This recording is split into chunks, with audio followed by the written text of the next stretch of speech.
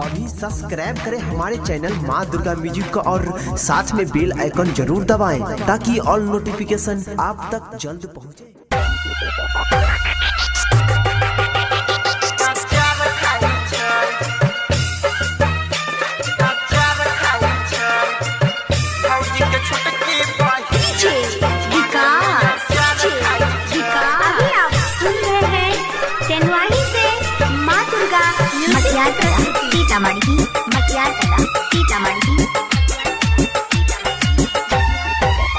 घुमै सीना सँ ओढ़नी उतार के अपन चोली में फग सेंट मार के घुमै सीना सँ ओढ़नी उतार के हो अपन चोली में फग सेंट मार के।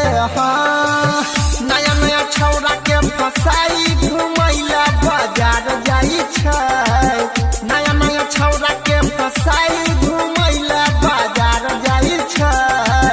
भौजी के छोटकी बहिनिया कुंवारे में अचार खाई छै रे, भौजी के छोटकी बहिनिया कुंवारे में अचार खाई छै। हाँ भौजी के छोटकी बहिनिया कुंवारे में अचार खाई छै, अचार खाई छै, अचार खाई छै। भौजी के छोटकी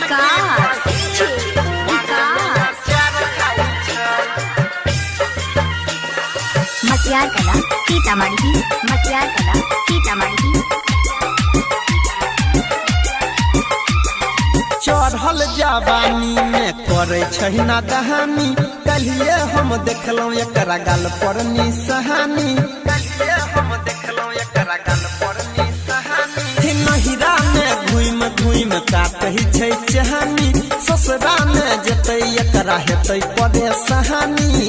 रोजे रोजे नया नया छौरा के फसाई के बाजार जाई छै, रोजे रोजे नया नया छौरा के पटाई के बाजार जाई छै।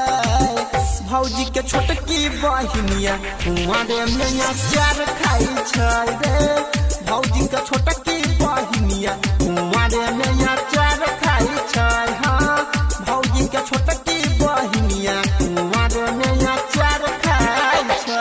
मटियार कला सीतामढ़ी, मटियार कला सीतामढ़ी। अचार खाई छै, विकास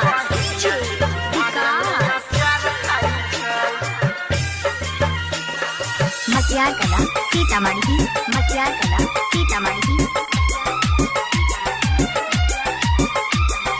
गायक अनिल संगे टाका छै सेट हो, नहर पर रोज करला जाय छै भेंट हो, नहर पर रोज करला जाय छै भेंट हो। राइटर पंकज करै फेसबुक पर चेट हो, परवीन देवेंद्र एकर जोतै छै खेत हो। रोजे रोजे नया नया छौरा के फसाई के बाजार जाई छै, रोजे रोजे नया नया छौरा के पटाई के बाजार जाई छै। भौजी के छोटकी बहिनिया कुंवारे में अचार खाई छै रे,